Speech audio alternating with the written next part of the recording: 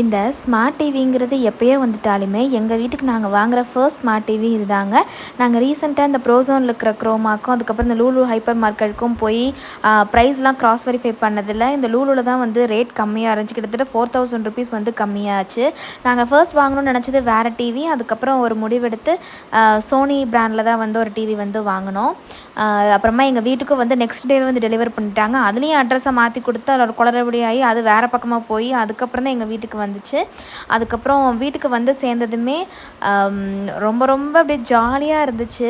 எவ்வளோ ஏஜ் ஆனாலும் இந்த வீட்டுக்கு ஒரு புது பொருள் வரப்போகுது அப்படிங்கும்போது வந்து ஒரு மாதிரி ஜாலியாக இருக்குது. அதுக்கப்புறம் வீட்டுக்கு வந்து டிவி வச்சதுக்கப்புறமா அதுக்கப்புறம் 24 ஹவர்ஸில் இன்ஸ்டலேஷனுக்கு வந்துட்டாங்க.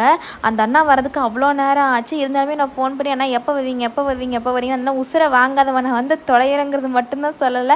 நான் அவரை போட்டு அவ்வளோ டார்ச்சர் பண்ணிகிட்டு இருந்தேன். ஒரு வழியாக அவர் வந்து எங்கள் வீட்டுக்கு டிவியும் வந்து இன்ஸ்டால் பண்ண ஆரம்பிச்சிட்டாரு. அப்புறம் அவரோட செட்டிங்ஸ் எல்லாமே போட்டு ஆன் பண்ணால் டிவி ஆன் ஆகலை. அப்புறம் தான் தெரியுது ஸ்விட்சே நாங்கள் ஆன் பண்ணல அப்படின்னு. அதுக்கப்புறம் ஒரு வழியாக டிவியை ஆன் பண்ணி அவர் நாங்கள் கேட்ட மாதிரி வால் மவுண்ட்டா இல்லை வந்து டேபிளில் வந்து செட் பண்ணிக்கிறீங்களான்னு கேட்டாங்க. டேபிளில் செட் பண்ணது எங்கள் ஐடியா. பட் சின்ன குழந்தைங்களாம் வச்சு இழுத்துச்சுன்னா உடஞ்சிரும். ஸோ அதனால் நாங்கள் வால் மவுண்ட்டே வந்து பண்ண சொல்லிட்டோம். பண்ணதுக்கப்புறமா அவர் ஒவ்வொரு செட்டிங்ஸாக வந்து மாற்றி அவரோட இதெல்லாம் செட் பண்ணி கொடுத்தாரு. அந்த நிறைய ஆப்ஸ்லாம் வந்து செட் பண்ணி ரொம்ப சூப்பராக இருந்துச்சு. நாங்கள் ஃபர்ஸ்ட் டைம் வந்து ஸ்மார்ட் டிவி வந்து யூஸ் பண்ணுறது, அது இல்லாமல் இவ்வளோ பெரிய ஸ்க்ரீனில் வந்து ஃபர்ஸ்ட் டைம் பார்க்க போகிறோம் அப்படிங்கிறது. அப்புறம் தானே அவங்க சைட் செக் பண்ண வேண்டியது எல்லாமே செக் பண்ணிவிட்டு வால் மவுண்ட் பண்ணி கொடுத்துட்டாங்க.